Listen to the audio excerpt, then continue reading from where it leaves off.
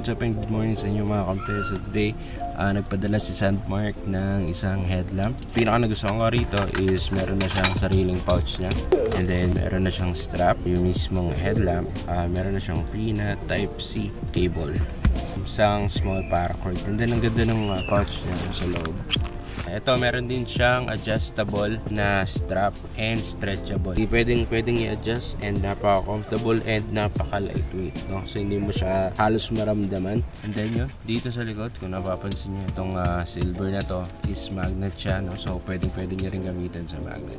Napaka-importante sa ating magkaroon ng headlamp, especially pag nagka-camping tayo.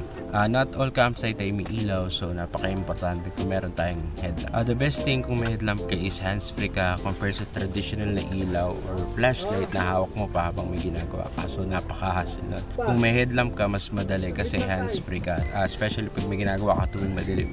Ito, meron siyang 2 modes. So yung first niya is yung spotlight, and then yung second mode niya is yung red light. So yan lang yung mode niya. For red light, meron dalawang options sa red light. Is yung steady na red. So yan. Second tap niya is yung blinking red. Itong silver na to, magnet siya. So malakas din yung magnet niya. The best thing dito is na bubuksan siya parang ganyan. 360 degrees siya na. So napaka-solid. Pwede mong itaas, ibaba. Depende sa'yo. Compare sa ibang headlamp, ikaw yung titingala o bababa ng ulo mo.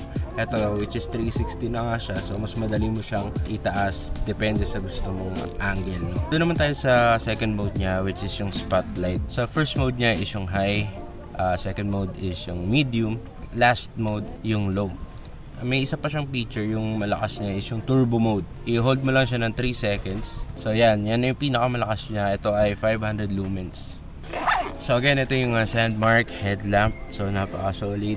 Ilalagay ko sa description or sa comment yung link kung paano mag-avail ng Sandmark. Sana nagustuhan nyo yung video natin about dito sa cool na headlamp. So again, maraming salamat sa mga nag-like, nag-comment, and nag-subscribe. And hanggang sa muli. Kampo!